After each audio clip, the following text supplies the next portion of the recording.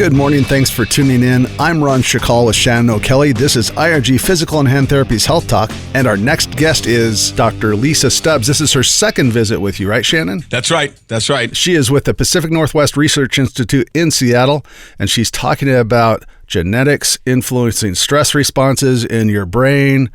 It is amazing stuff. Yeah, the medical research and technology today, particularly when you start getting into genetics, it's fascinating. And she's trying to study how genes are affected by the environment and the stress response, all those things that we all have and experience.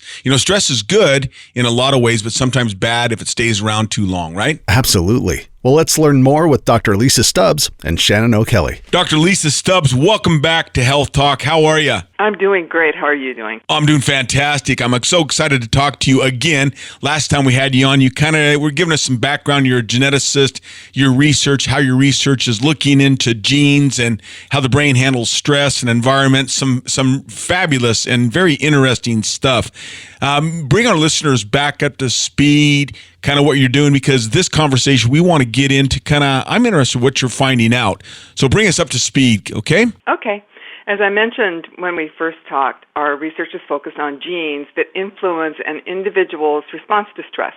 And as you recall, I was saying that stress is a process from the fact that you perceive stress in different ways, and that activates the brain's SOS signal to coordinate the whole body response. And there are genetic factors that impact the process at any step along the way, including how your body actually responds, your body organs actually respond to the stress response.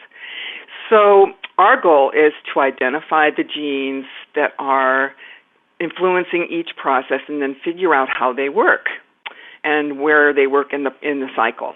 And if we can understand how the genes work, we're on a path to knowing how to treat unique patients at their personalized point of vulnerability. So that's the goal. That's the big overarching goal. Yeah, that's a big goal. That's a big goal. It is, and it's going to take time. But we are well along the way to some pretty interesting results. So our work is a collaboration that involves physicians, mathematicians, and then basic scientists like me. And so first we engage the doctors, and they find the patients, and they collect information on the patient's lifestyle, health, medical history, so forth, and they take blood for DNA samples. And then the next step involves someone like my PNRI colleague and collaborator, David Gallas, who's a mathematician who has skills to connect those medical histories and DNA profiles that we may take from the blood.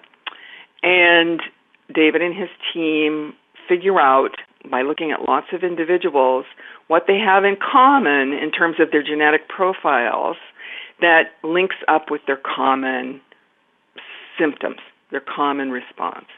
And then my job is to take the information back to the laboratory, and my team tries to understand how the genes work. And that is the part that actually takes quite a lot of time because it's complicated. Yeah, man, the brain power that you're working with here of people in your organization. It's fascinating. So keep going. I keep telling our listeners kind of what you're finding. This is really fascinating. So we're especially interested in the brain's SOS center, which I told you before. It's called the hypothalamus. We're interested in how it develops in different people, how it receives information, sends out the signals, and so forth. And we have found some really interesting genes that are involved in how that center works and how it develops that are also connected to your whole body metabolism. So these are genes that are actually also associated in individuals with metabolic disorders as well as mental health disorders. And so this one gene that's really important for coordinating your SOS center, for example, is linked to a whole series of other genes, and particularly your response in terms of metabolic disorders like diabetes. And so we are really focused on that axis of mental health, metabolic disorders, and stress. More with Dr. Lisa Stubbs and Shannon O'Kelly is coming up. You're listening to IRG Physical and Hand Therapy's Health Talk on Como News 1000, FM 97.7.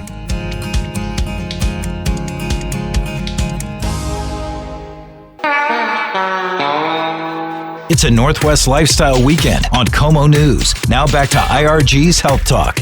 Welcome back to IRG Physical and Hand Therapy's Health Talk. I'm Ron Schakal. Time to hear more from Dr. Lisa Stubbs and Shannon O'Kelly about how our genetics influence our brain in dealing with stress. Dr. Lisa Stubbs, again, thank you for joining us. I've got so many questions, but for our listeners, your parents come together and, you get your genes from paternal side. They come together. That's your genome, so to speak, as an individual.